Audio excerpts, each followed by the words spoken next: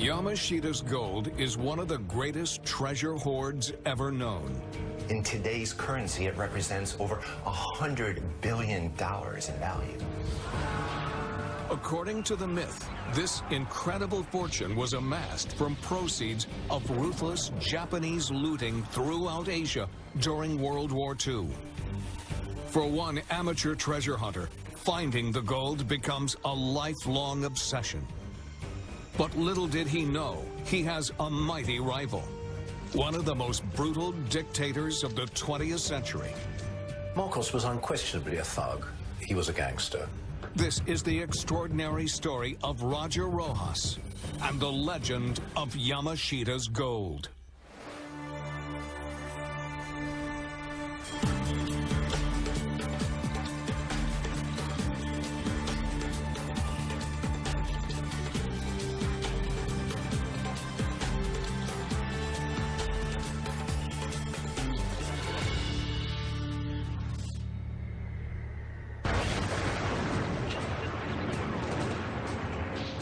The legend of Yamashita's gold is one of the greatest stories of war loot in history.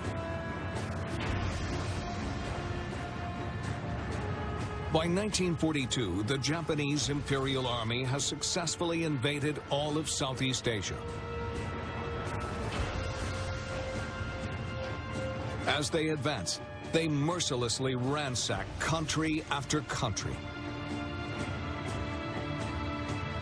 They steal on a massive scale, reportedly unrivaled in military history. Yamashita's gold is wealth beyond belief.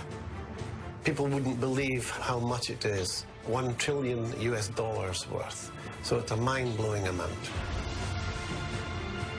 The mastermind heading this covert operation, codenamed the Golden Lily, is said to be Prince Chichibu, the emperor's brother. This guy is brilliant. Prince Chichibu was a perfect choice to head up the Golden Lily because he wasn't just a military man. He was an Oxford scholar, and he brought an incredible amount of creativity and lateral thinking to how we'll go about this complex process of looting.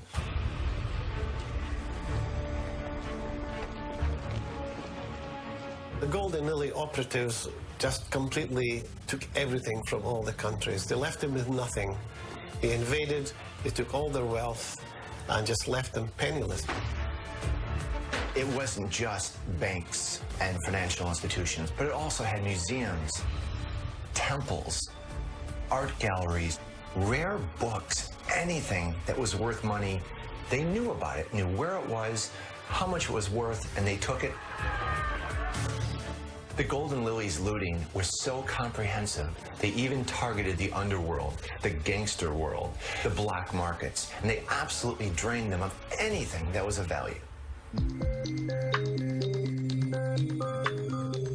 Having amassed treasures of all shapes and sizes, the Golden Lily's mission is far from over. They need to get it back home to Japan. First, they melt the gold into easy-to-move ingots. But the smelting also serves a shadier purpose. When gold is made, it's stamped, and you can tell where it came from. But when it's been resmelted, you don't know where it came from. So they wanted to stamp the little sign on the gold bars that the gold was actually made in Japan. Then it would look like the gold was Japanese gold of Japanese origin. The stolen gold is then brought to the Philippines. There, it is inventoried and sent on to Japan by ship. The Philippines was chosen as the Golden Lily's transportation hub because it was pretty much in the center of the vast Japanese empire. For the first year of operations, the Golden Lily's transportation network runs like clockwork. But then, the tide of the war turns.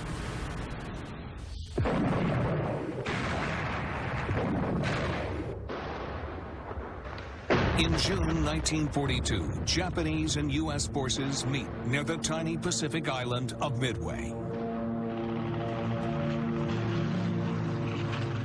Over just 4 days, the U.S. forces sink 5 Japanese ships. they destroy 270 aircraft and kill 3,500 men. The Japanese have lost control of the seas. Now it is too risky for them to ship the gold home. They need a new plan.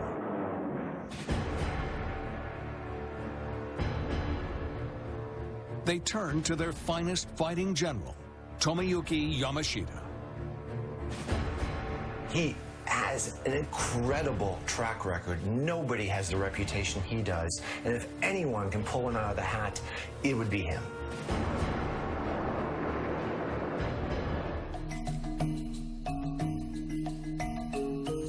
With the gold now stuck in the Philippines, Yamashita is being asked to come up with a miracle. The story goes, he is told to hide the gold until it is safe to move it. He identifies 175 suitable burial sites across the Philippines. They will hold the gold until the Japanese are once again victorious.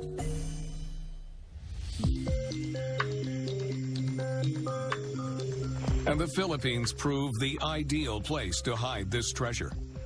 They put it in very isolated parts throughout the Philippines, mostly covered by very mountainous terrain and a thick, thick jungle.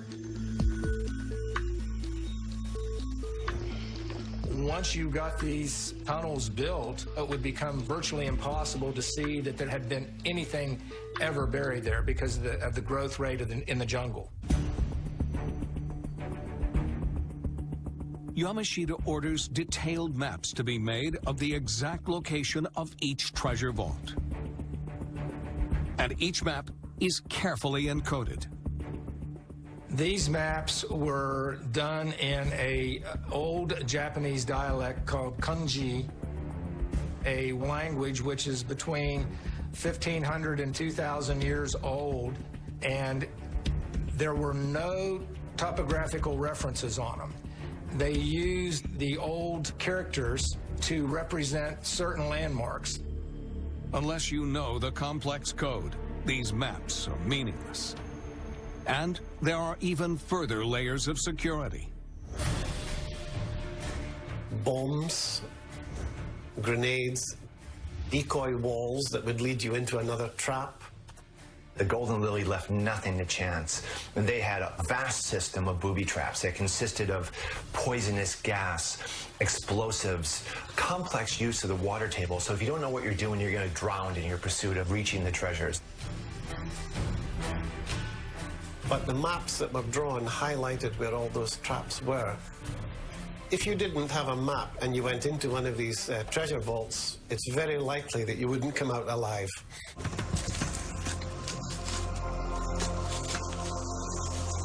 And to ensure all the treasure vault locations remain top secret, the number of people in the know is ruthlessly kept to a minimum.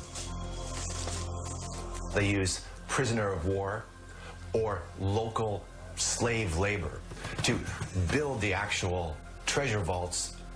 And the people who are building it don't know why, but that's irrelevant. They're going to die anyway. So they're usually killed, shot on the spot.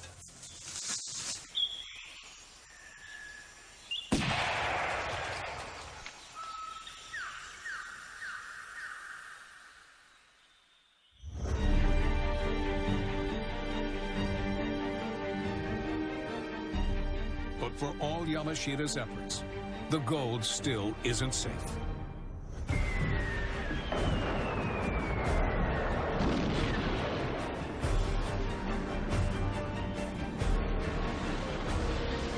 In October 1944, the Americans land in the Philippines. The fighting that follows is the bloodiest of the Pacific War. The fighting in the Philippines at the end of the war was extremely brutal. Yamashita would fight to the very last man for the emperor. But even a master tactician like Yamashita can't stop the Americans' advance. The Philippines has 7,000 plus islands and is very, very difficult to defend against an invading force. Yamashito, as a great general, would have known that. He knew he couldn't hold the Philippines. All he could do was drag out the fight for as long as possible. Yamashita needs to buy himself time. He still hasn't finished burying the gold.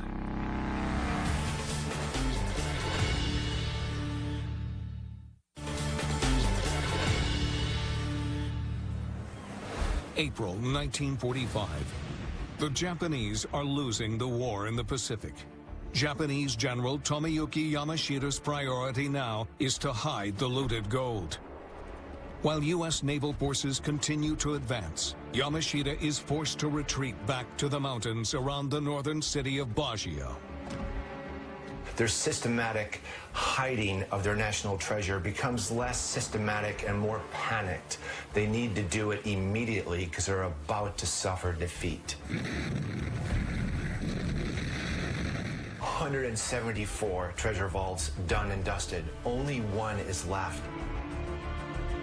With time running out, Yamashita orders the chief engineers to seal the final treasure vault.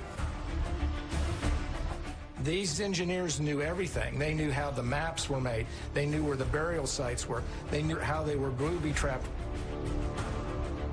What they don't know is that Yamashita has one last move to protect the gold. The story goes that while the engineers are carrying out his orders, Yamashita seals the vault himself.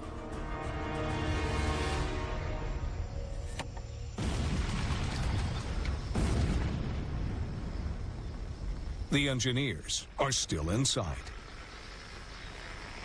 Now they will be its guardians for eternity.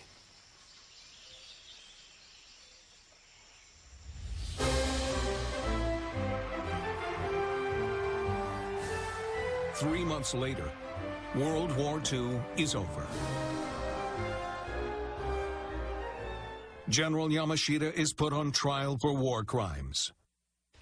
The commission finds you guilty as charged and sentences you to death by hanging. Yamashita takes the secrets of the gold to his grave. There is only one other person who allegedly knows of the gold's whereabouts: Prince Chichibu. And in 1953, he dies of TB. Anybody who knew anything about this treasure is now dead. It seems Yamashita's gold is lost forever.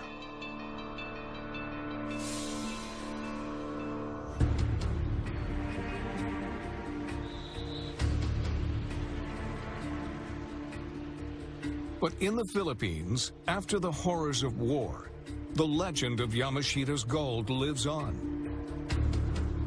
There were lots and lots of rumors that the Japanese had buried treasure all over the Philippines. It's almost a national obsession. Everybody across the country is aware of it, and everyone's looking for it. Among those who grew up with stories about the gold is a young Filipino locksmith.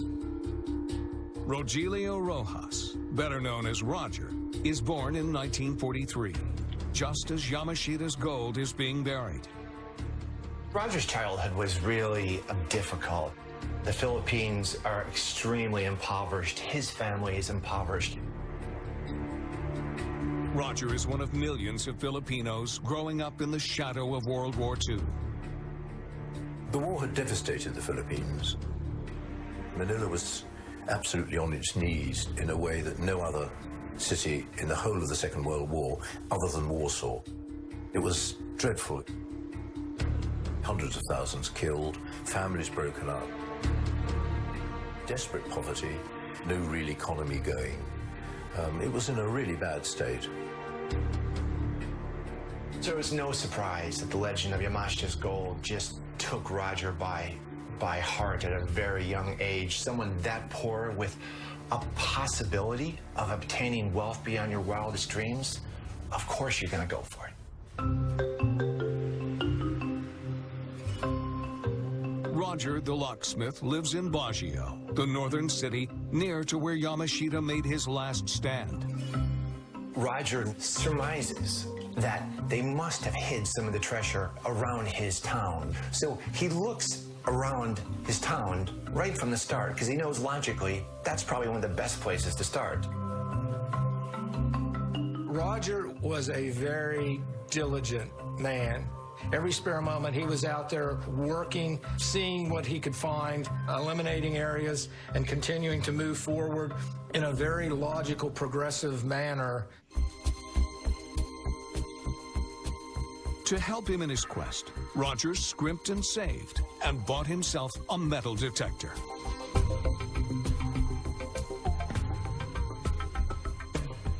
Yet all Roger has ever managed to find are a few old coins and some Japanese ammunition. But that doesn't shake his faith. One day he is sure he will come across the treasure he's been dreaming of since he was a boy. No matter how many disappointments a treasure hunter has, they will always keep going.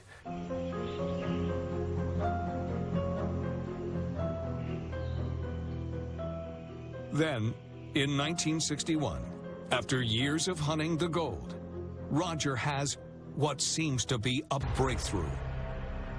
He gets the kind of clue he'd been longing for, a map of a tunnel complex. There are lots of maps and sketches like this in treasure hunting circles at the time. Roger has seen plenty of them before, but all have been fakes. This one is different. This map had come from a Japanese soldier. He's convinced that this is the real deal. The problem is, the map is in the Golden Lily's fiendishly complex code. It's a needle in a haystack, and you don't even know where the haystack is because the map has no topographical features. But Roger also knows that this Japanese soldier had been in Baguio with a group of engineers as they buried gold during the final days of Yamashita's retreat. A map allegedly related to one of those treasure vaults. He was getting closer. He could feel it. Roger never gives up. And the reason is he knows the treasure is there. And he knows that year after year, if nothing else, he's eliminating where it isn't. Yet for all his high hopes, Roger just can't crack the map's code. After years of searching, he is no closer to finding Yamashita's gold. But at least the map confirms to Roger his initial instincts are right. There is treasure somewhere around Baguio.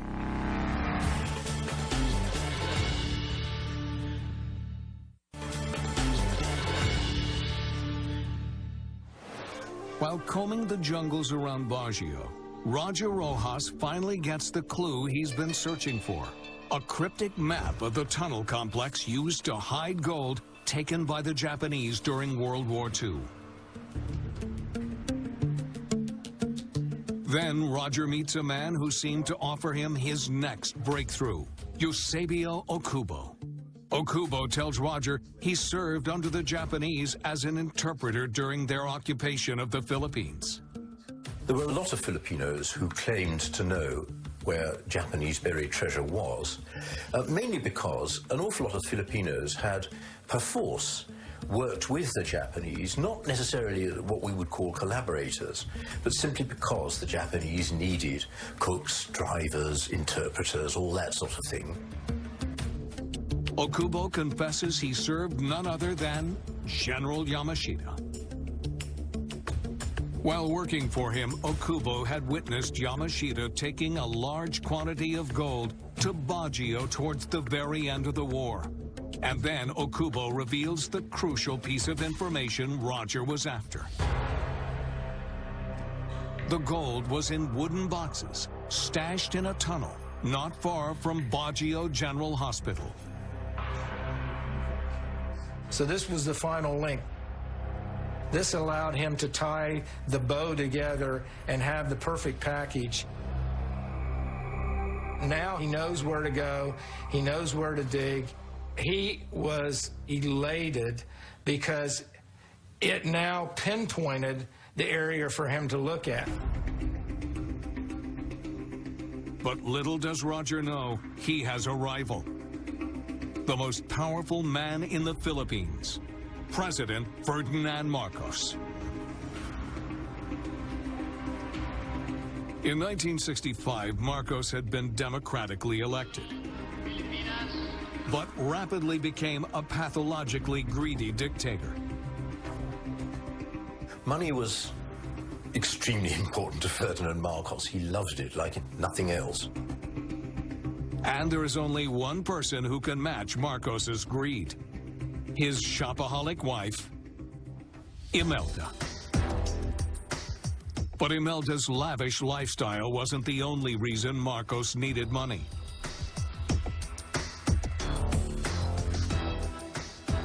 The richer you were, the more powerful you were. It's that simple. It's a very simple equation. And nothing can make Marcos more powerful than finding Yamashita's gold. It's not at all surprising that Marcos was interested in Yamashita's gold, because he was a thug, basically, and the mere thought of the promise of gold, and he would have been onto it like a shot.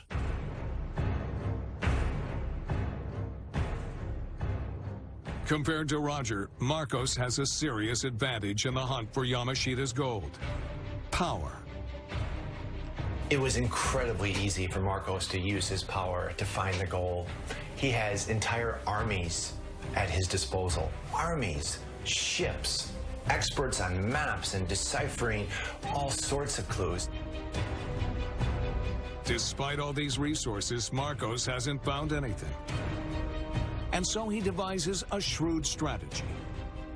He was a brilliant politician, but he was also brilliantly corrupt.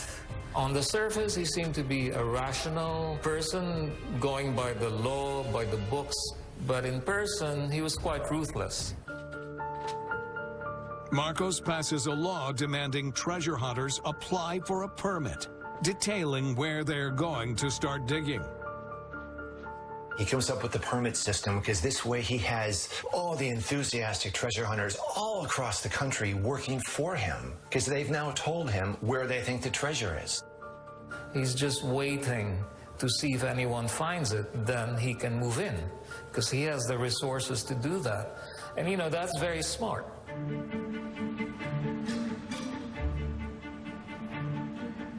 Meanwhile, back in Baguio, in 1970, Roger marries. With a new wife and child on the way, he needs Yamashita's gold now more than ever. And so Roger dutifully applies for one of Marcos's permits. Roger did everything the right way. He thought that if he followed the rules that had been put in place by the government, he would be able to search, he would be able to find and excavate and recover, and it would all be done with the blessings of the government. In Roger's town, the person who manages that application is none other than Marcos's uncle.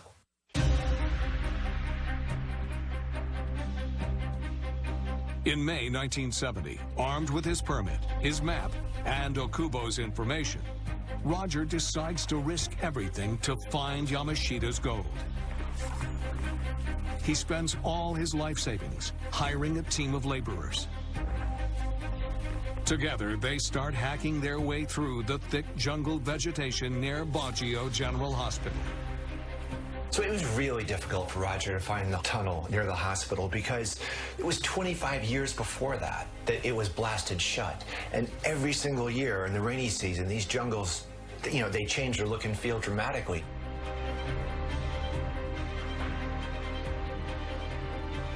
Then, after 2 weeks of almost non-stop searching, Roger spots the mouth of a cave. Could this be the entrance to the treasure vault Okubo told him about?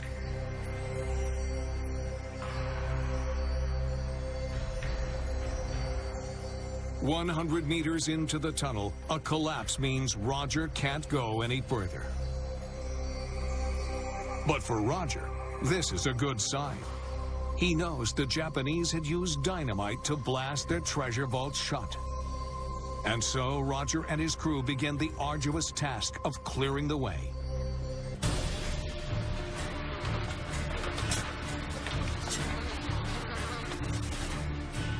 The conditions for Roger and the team digging the tunnel would have been horrific. It was hot, there were insects, there were snakes.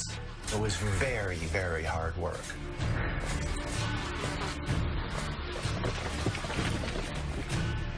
Digging the tunnel was very, very dangerous. And Roger knew that if this really was a tunnel that the Japanese had built, there may be booby traps. But Roger is willing to risk his life to get to Yamashita's gold. Once you get that gold fever, it is insatiable. You just cannot quench that appetite. He was becoming obsessed. One more spade, one more rock. I'm going to get it. This is going to be the treasure of a lifetime. And everybody's going to say, yes, you found it. Finally, after 4 long months of digging, they break through.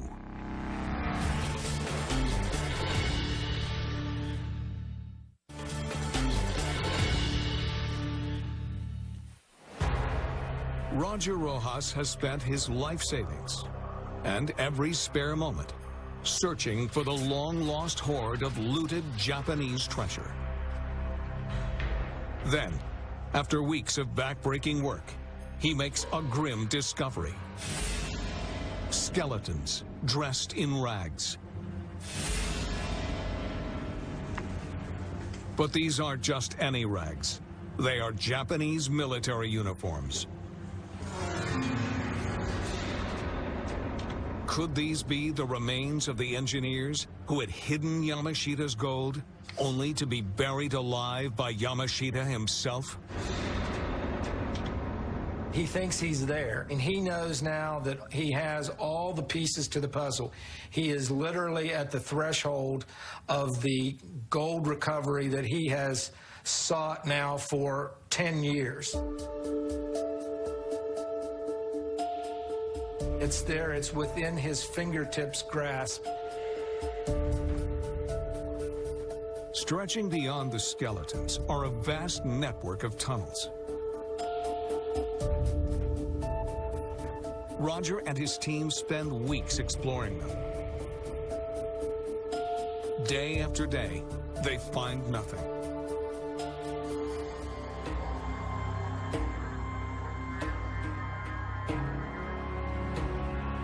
But a full 6 months after finding the entrance to the tunnel, Roger still hasn't found any treasure. Roger had spent all the money that he had raised to start the dig to begin with, and no one was going to give him any more money. No money means no crew. It seems the hunt is over.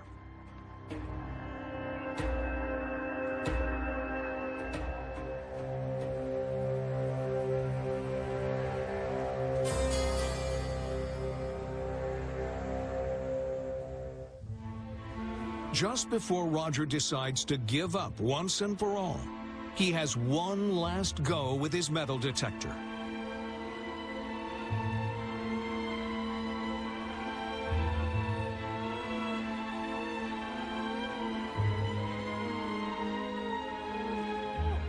Then he hears its telltale buzz.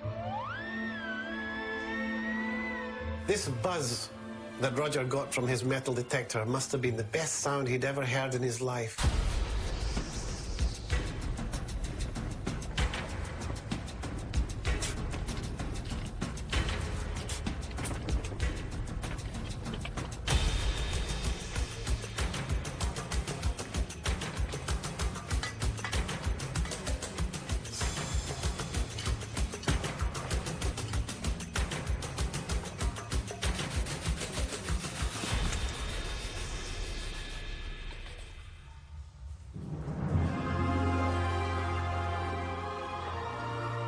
Roger is stunned. Hiding behind the wall is a gold statue of Buddha. This was that moment in life that you would look back on and you say, yes, I have achieved my goal for my entire life. This is it. This find is the most significant find of anything that anybody had discovered in the Philippines. The Buddha is in the Burmese style. According to the legend, the Japanese had looted religious artifacts from temples right across Burma.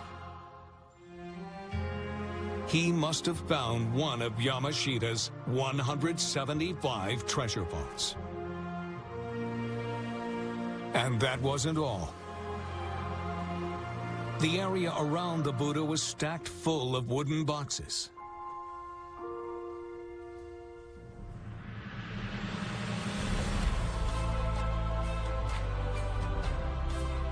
Finally, it was payday. The gold that Roger has just discovered is worth a fortune. Each of those bars is worth $1,000. And he estimated there were over 1,000 boxes of the gold bars. So you're talking an incredible amount of money, more treasure than even he ever dreamed he would find. I mean, this has surpassed his wildest expectations. Roger returns home with the Buddha, planning to go back for the gold with trucks and men. But the more he looks at the statue, the more curious Roger becomes.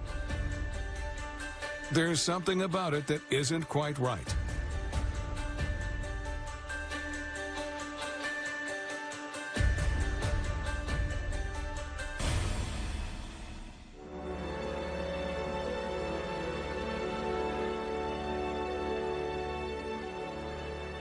The Buddha is full of diamonds. The value had just gone off the chart. That night, Roger documents his life-changing find.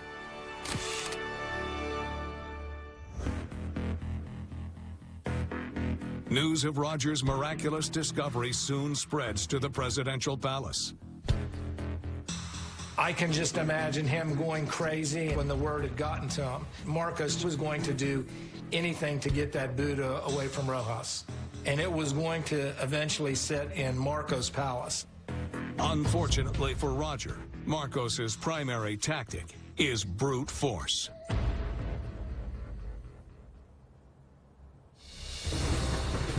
On April 5th, 1971, it's said a group of mysterious men turn up at Roger's house. They said, you have 3 minutes to open the door or we're going to shoot you right here.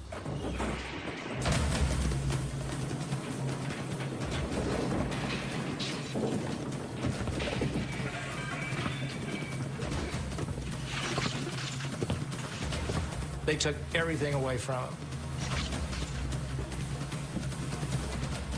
Can you imagine the feeling of violation? His entire life, he's looked for this, he's found it, and now it's been taken.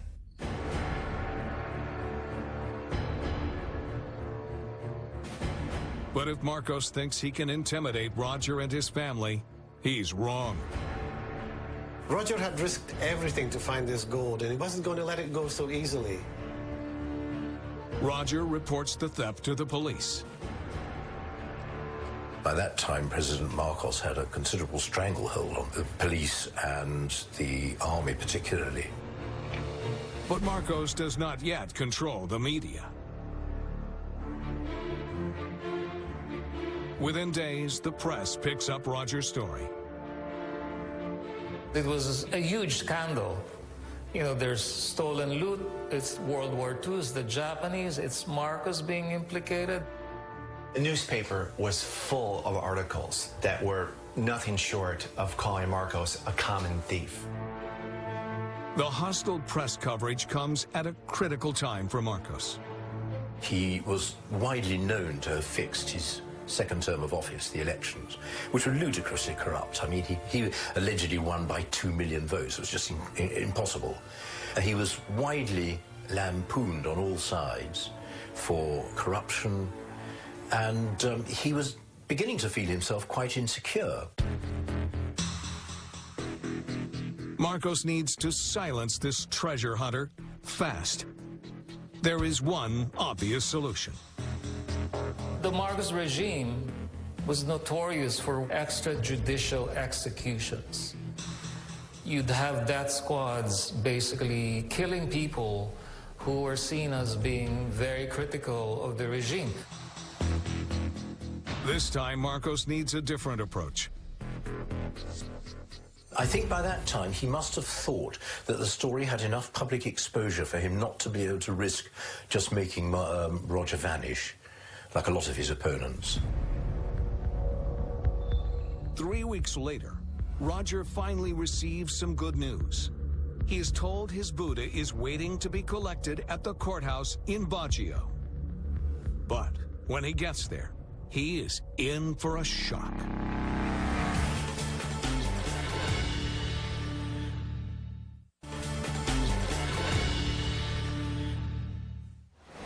After a decade of searching, Rodžera Rohasa has finally found Yamashita's gold, only to have it mysteriously and forcefully taken away, seemingly by President Ferdinand Marcos. Weeks later, Roger hears that his Buddha is waiting to be collected at the courthouse in Baguio. When Roger saw the Buddha, he knew immediately this wasn't the Buddha that he'd found. It was a different color, different shape, facial expression. The head didn't come off. Marcos is expecting Roger to say, yes, that's the Buddha, thank you. But he didn't know Rojas. Rojas was determined he wasn't going to let that boot up. And this was a huge mistake for Marcos because he had misread Rojas' personality. Roger declares the Buddha is a fake. Really, this marks the beginning of the end for Roger.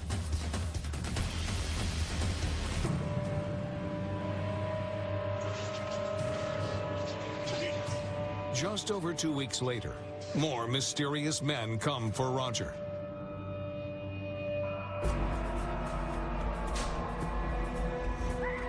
Over several days, Roger says he was repeatedly burned with cigarettes. He was beaten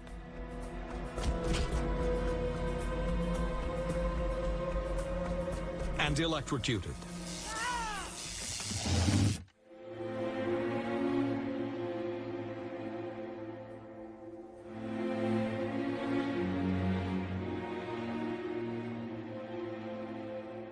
Eventually, Roger claimed he signed an affidavit stating Marcos had nothing to do with the theft of his Buddha, and revealed the location of the thousands of gold ingots. Roger was a very broken man when he signed that affidavit. I mean, there he was fighting publicly, but now admitting that no, there was no wrongdoing. He must have been completely demoralized.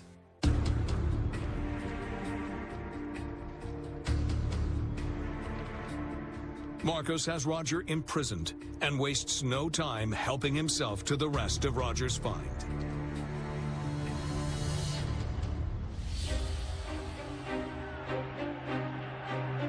But eventually, Marcos's megalomania will prove his undoing. In 1986, a popular revolution forces Marcos and Imelda to flee the country. The Filipino people storm Marcos's presidential palace, and what they find inside is unbelievable. They were amazed at what they found. They found treasures of statues and art and thousands of pairs of shoes. This is just what they left behind. Marcos was by far and away the wealthiest man alive.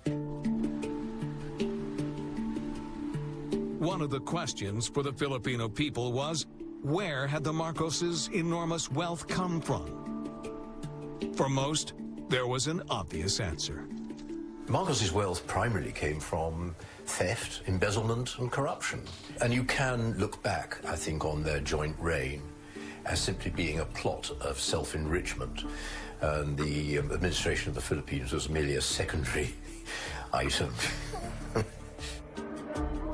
They were basically using the public treasury as their piggy bank. Years later, while on trial for fraud and embezzlement, Imelda Marcos' defense declares their fortune was not looted from the Philippine treasury, but actually came from finding Yamashita's gold. But for Rodžera Rohasa, none of this matters.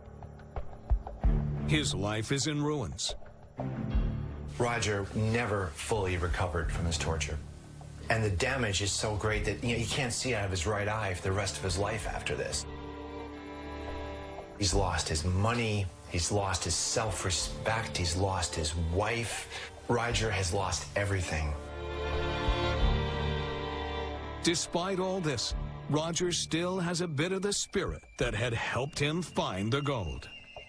It's a treasure hunter's mentality. They must get to the end of the story. They must get the treasure. Anyway, Roger had lost so much, he had nothing to lose. With Marcos in exile in Hawaii, Roger files a lawsuit against him. Even when Marcos dies 1 year later in September 1989, the case continues. You could say that the Marcoses actually got away with it. He went out, lived his exile in Hawaii and died of natural causes. You could well say that they did rather well out of it.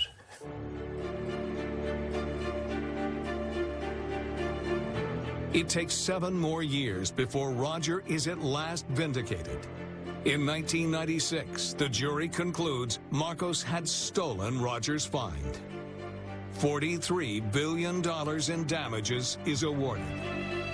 When the court finds in Roger's favor, it's a significant moment in legal history. $43 billion is awarded to Roger, which is the biggest civil lawsuit award in history.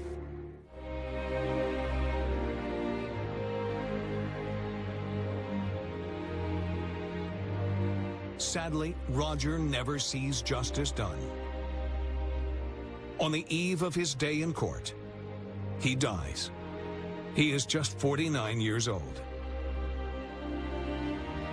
Then, in 1998, the huge compensation award is overturned.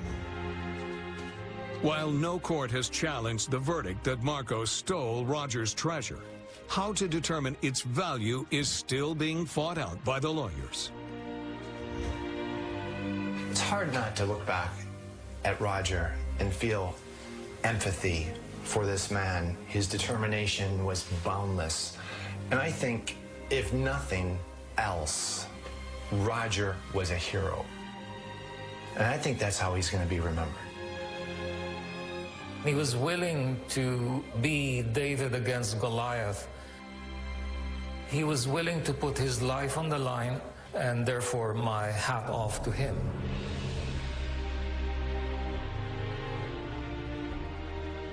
Roger's tragic story begs the question, was what he found a one-off? Or, as the legend states, are there another 174 treasure vaults still waiting to be discovered? Since the war, treasure hunters from across the world have scoured the Philippines, each in search of Yamashita's gold.